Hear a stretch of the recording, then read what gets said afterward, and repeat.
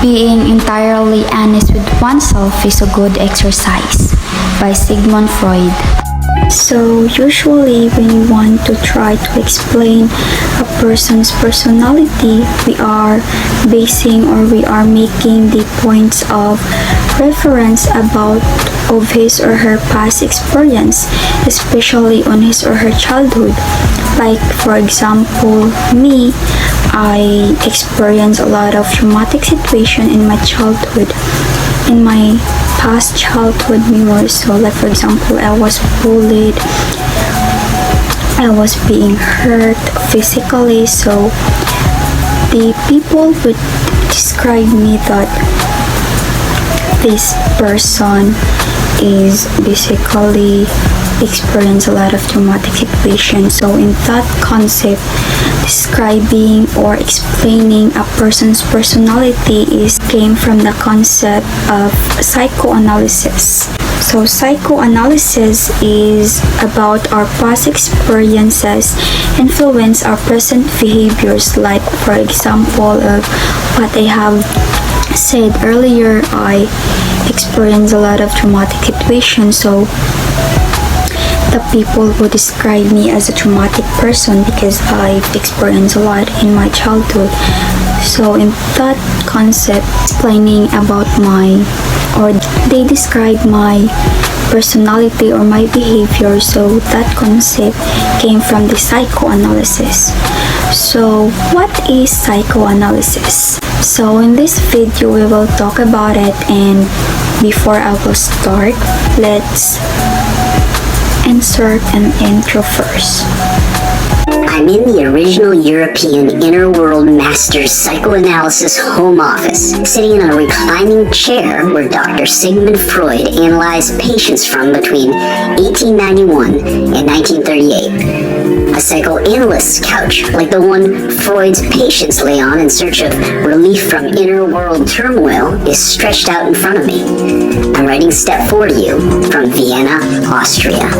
Imagine how the Victorian era Viennese public must have reacted when Dr. Freud first introduced the idea to the world that our behaviors are driven by all sorts of things that occurred in our past, and which are often not at all conscious to us in the present. Over 100 years ago, that culture-rattling insight changed the course of history. Foremost, because it changed the way we understand how our self develops. Dr. Freud recognized that we're each exposed to formative experiences and insights, and that although we may have forgotten those important events, they are continuing to inform the moment-to-moment recreation of ourself, and so how we feel and express ourselves each moment today. Dr. Freud taught us that many of the experiences that influence how our self is produced today occurred before we were able to form lasting conscious memories at all. So in this video or in this discussion, we will talk about Sigmund Freud's psychoanalytic theory. So what comes into your mind when you heard about the word psychoanalytic? So in this topic, you will learn about the Sigmund Freud theory of psychoanalytic. So first, let's talk about the founder of psychoanalytic theory. So it is so understandable because of the title, which is Sigmund Freud theory psychoanalytic. So basically, the founder of psychoanalytic theory is Sigmund Freud. So he is the founder of psychoanalysis. He proposed the first complete theory of personality. A person's thoughts and behaviors emerge from the tension generated by unconscious motives and unresolved childhood conflicts. So what is psychoanalytic theory? It is the theory of personality organization and the dynamics of personality development that guides psychoanalysis, a clinical method for treating psychology. So the theory of Sigmund Freud it explains how human nature arose in the early 20th century. Humans, according to Freud, are illogical beings ruled by unconscious, irrational thoughts and wants that dominate their lives. He changed the emerging science of psychology by working on developmental phases, sexuality, morality, and unconscious. So next is Freud's theory of the mind. From the example of Anna O and similar experience with his own patients, Freud came to the conclusion that there must be a division within the mind, since patients with hysterical disorder were unaware of some of the memories, thoughts, and feelings that emerge under hypnosis. So next is the three levels of the mind. So in this topic, Freud developed a topographical model of the mind whereby he described the features of the mind structure and functions. He used the analogy of an iceberg to describe the three levels of the mind, which is the conscious, the preconscious or the subconscious, and the unconscious.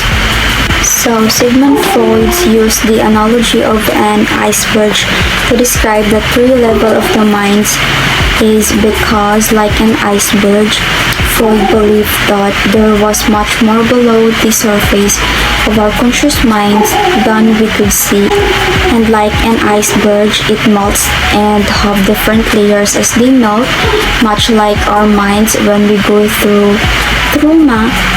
After trauma, our minds melt around us and we go through different stages or layers to get back to normal. So in the next topic, Sheena will be the next supporter. She will talk about the three levels of the mind, which is the conscious, the subconscious or preconscious, and the unconscious. So we'll give you to her. The first level of the mind is the conscious mind.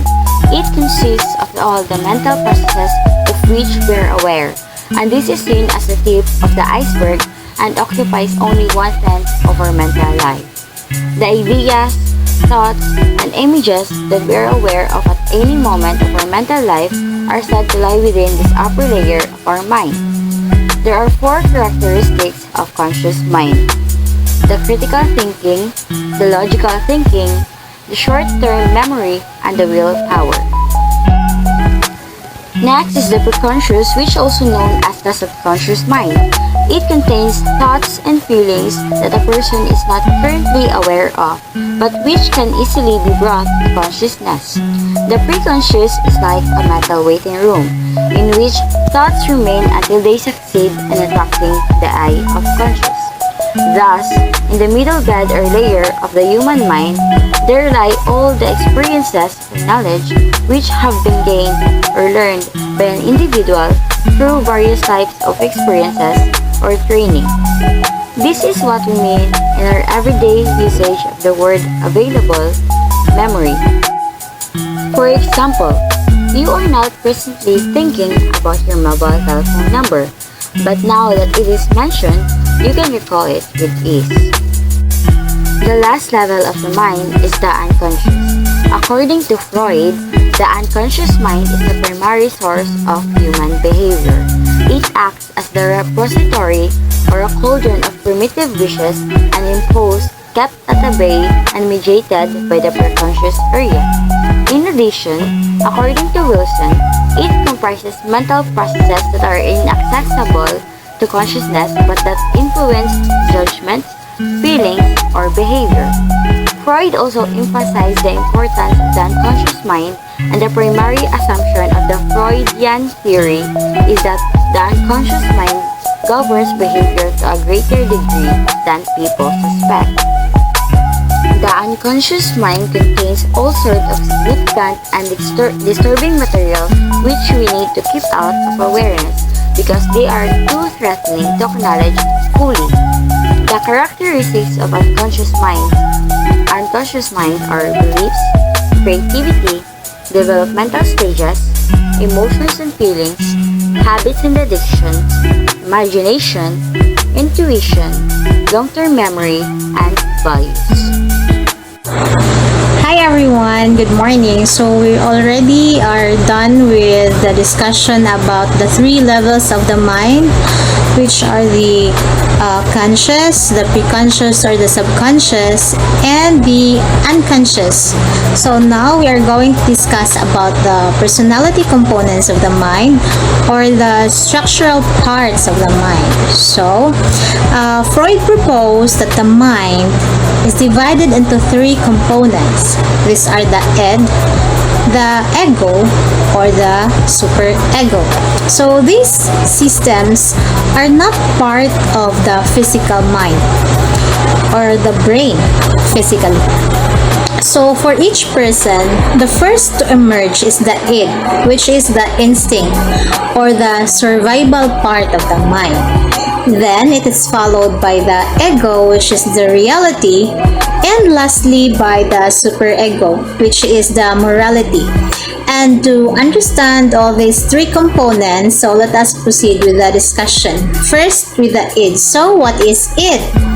So id is a primitive and instinctual part of the mind that contains sexual and aggressive drives and hidden memories. So it operates on the pleasure principles. So what feels good, do it. Freud says that a child is born with it, and it plays a vital role because it works so that the baby's needs are met. So, for example, a newborn cries. So, to meet the needs of the newborn, or to meet the needs of the newborn is to feed the newborn baby. So the pleasure is being fed. So without any reason, just to survive, so it is being fed. So that is it, or the pleasure. Its pleasure is being fed, being not hungry. So without any reason that the mother is sleeping or the father is sleeping, so the baby always cry because he is hungry. So it is being fed to meet its needs. So another example is that you want to do something, and because it makes you feel good, you will do it, not minding what the consequences are. So what is this? What is this kind of example? So for example, you are in a crowded places. Because you feel like let's say you feel like singing, though your voice is very hoarse. So you just sing loudly, though the other people doesn't want to hear your voice because it's very hoarse. It's very also you are in a public place and it's very crowded. But your pleasure being able to sing, you meet that need, so you sing it out loud without knowing the consequences are, or that the others are being disturbed. So that's how the ed works. The next is the ego. So what is ego? Ego is the part of the id which has been modified by the direct influence of the external world. So it operates using reality principles. Ideally, the ego works by reason, whereas the id is chaotic and unreasonable. And although the function of ego helps the id to meet its needs, it always takes into account the reality of the situation. So going back to our first example, which is a person likes to sing out loud in public even though its voice is very hoarse. So how does the ego works there? So the ego will reason out with the id, like saying, id, your voice is very hoarse, then this place is public. Then the other people would be disturbed by if you are going to sing. So that's the part there. The ego reasons out with the id that in reality it will become a disturbance to others. So what will id do? What will ego do to meet the needs of the id? So he will reason out with id that when you go home, you can sing it out loud but not in public. So that's how the ego works. So it reasons out, it gives reason based on the reality. Next is the superego. So superego, it incorporates the values and morals of society, which are learned from one's parents and the others. It reflects society's moral values to some degrees, and the person is aware of their own morality and ethics, but the superego contains a vast number of codes or prohibitions that are issued mostly and unconsciously in the form of commands or don't statements. So Freud said that a well-adjusted person is the one who has a strong ego, who can help satisfy the needs of the id without going against the superego, while maintain the person's sense of what is logical, practical, and real. So superego represents as the morality of the mind. So it always says what is good and what is bad. So it differentiates the act or the thinking of the person of what is good and what is bad. So going back to our first example again, to the person that wants to sing out loud in the public. So ego is already giving reasons to it that it's not good because it's crowded and it can disturb people. So the superego will say, is it good to sing in public? Is it okay to sing in public while disturbing others? So there, the values or the morality of the person or the superego enters the situation or the scenario. So it explains in this part that, as Freud said, that a person who has a strong ego can help satisfy the needs of the person, but with the help of the superego, which is asking or telling the morality of the act, if the act is bad or is good. Let's take again another example. There is a kid, a high school kid, whose midterm exam is coming. But the kid is very, very lazy. He doesn't want to study his lessons. He doesn't want to scan his papers, his notes. He doesn't want to read all his books. But he wanted to pass. So the pleasure part there of the mind, or in order for the kid to pass that midterm test, is to in order for the kid to meet his id is to pass, because the instinctive or the survival part of the exam or the test is to pass the test. Now, since he doesn't want to study, the ego enters the scenario or enters the situation. The ego reasons out with the id. If you are not going to study, are you going to pass? If you are not going to study, what will happen to you? I cannot meet your needs if you are not going to study. So the ego reasons out with the id. So, and then the ego will say, if you will also not going to study, in order for you to pass the test is to cheat. It's either you are going to cheat personally in your own, or you are going to copy with others. So the superego enters the scenario again, since there is a situation of the good and the bad. The superego will say, if you are going to cheat, is it good? What if you are going to be caught? Are you going to pass the exam? So that's how the superego works. It evaluates the situation if it is good or bad, while the ego reasons out that in order to pass, in order for the kid to pass, is to study in order to meet its need to pass.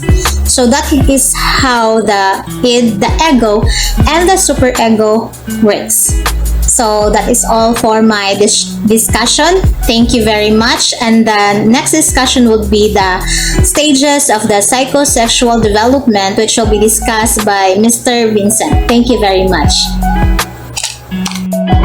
So now let's proceed to the stages of psychosexual development. This is how the children develop through time. So according to Freud, a person goes through the sequence of 5 stages. So there are 5 stages of how the child will develop. And this will also determine his or her personality in the future, either it is good or bad.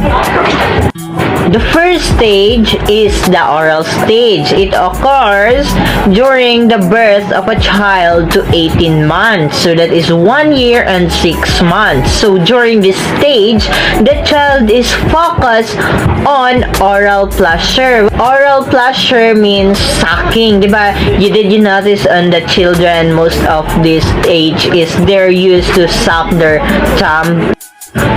Too much or too little satisfaction can lead to an oral fixation or oral personality, which is shown in an increased focus on oral activities. So, if this is maandan sa mga bata, it may lead to serious habits, like, diba? So, the child may have a strong tendency to smoke, drink alcohol, overeat, or oral aggressive, bite his or her nails, or use coarse words, or even gossip. The next stage is the anal stage. This occurs during the 18 months of a child to 3 years. So the child focuses on pleasure in the anal. So the child finds satisfaction in eliminating and retaining feces. So magtai-tai na diri ang mga bata, di ba? Like here in this age na kay magnipo na sila, so there kanang magtai-tai na dyan sila. Okay, in terms of personality, fixation during this stage can result in being anal retentive and anal expulsive. So what's the difference between the two? Anal retentive, it is an obsession with cleanliness, perfection, and control. While anal expulsive is the child or the person may become messy and disorganized in the future. Phallic stage is the third stage. So this happens during ages 3 to 6 years of a child. So this stage, the pleasure or erogenous zone is the genital. So during a stage is Freud believes that the child, both girl and boy, have unconscious sexual desires for their parents. So for the boys, they have sexual desire for their mother, which is called the Oedipus complex. So for the girls, they have unconscious sexual attraction sa ilahang papa. So that is what we call the electro complex. The fourth stage is the latency stage. So this occurs during the age 8 to puberty. So it's during this stage that sexual urges remain repressed. So diba sa previous stage, which is the phallic stage, is nanay unconscious sexual desire ang bata sa ilahang parents. So this sa fourth stage, which is the latency stage, their sexual urges is being repressed. So during this stage, their sexual urges and most of their sexual impulses are being repressed, and their sexual energy can sublimated towards schoolworks, hobbies, and friendship. So much of the child's energy is channeled. So their energy or their attention is now on developing their new skills, acquiring new knowledge, and play becomes largely confined to the other children of the same gender or the same age. Next is the genital stage, which is during your puberty stage and onward. In this fifth stage of psychosexual development, which begins at the start of puberty when sexual urges are once again awakened. In the earlier stages, adolescents focus their sexual urges towards the opposite sex peers with the pleasure centered in the genitals. Also, fixation and conflict may prevent this, with the consequence that sexual perversions may develop. Next would be the role of conflict. Each of the psychosexual stages is associated with a particular conflict that must be resolved before the individual can successfully advance to the next stage. The resolution of each of these conflicts requires the expenditure of sexual energy, and the more energy that is expended at a particular stage, the more the important characteristics of that stage remain with the individual as he or she matures psychologically. Frustration, overindulgence, and fixation. Frustration and overindulgence, or any combination of the two, may lead to what psychoanalysts call fixation at a particular psychosexual stage. Fixation refers to the theoretical notion that a portion of the individual's libido has been permanently invested in a particular stage of his development. Next would be various psychoanalytical treatment methods on adult, children, groups, and etc. Modified age-specific psychoanalytic treatment methods have been developed, and it includes playing with figurines, toys, and painting that allow a child or adolescent to express what is troubling them.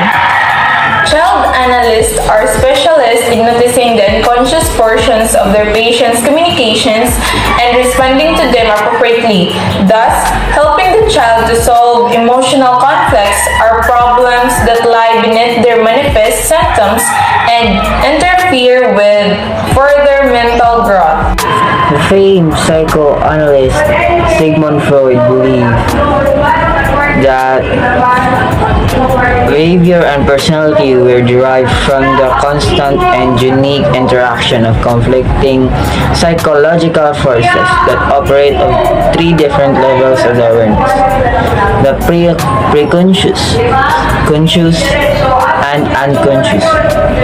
He believed that each of these parts of the mind plays an important role in influence behavior. In order to understand Freud theory, it is essential to first understand what he believed each part personality did, how operated, and how three elements interact to contribute to the human experiences. Each level of awareness has a role to play in shaping human behavior and human thoughts. 1. Affection or love. It helps the students to motivate to his life, especially to do his activities very well. 2. Use and instincts. Their utilization in various activities to help the students to utilize and enhance their well-being and talent to do other things and develop their knowledge. 3. Permissive and leniency to gratify the student's value and improve the means of children's life. The others are the child's own will or interest, which is the educator's powerful ally, and positive incentives.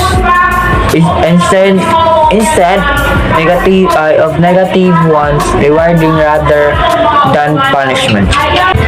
The process of growth and knowledge acquisition in children is influenced by a number of developmental factors, which includes internal factors like hereditary and maturity, external factors like environmental factors and language. Acquisition or a combination of both internal and external factors. Normally, there was an assumption that the young ones were judged, but a smaller version of the adults with a growth of different developmental theories. The rise of children's behavior is turned the factor that young ones differ from the adults and should behave differently. To guide the growth and learning of children, different psychological theories need to be applied. In conclusion, psychologists have the different views of learning and developmental theories, emanating from their comprehensive research. This critical approach for growth and development touch on the specific areas like cognition, moral growth, emotions, personality, among others, and many fields. The quote stated, "The whole thing is so patently infantile, so foreign to reality, that to anyone with a friendly attitude to humanity, it is painful to think that the great majority of mortals will never be able to rise above this view of life." That's the quote of Sigmund Freud. That is the end of our discussion. Thank you and God bless us all.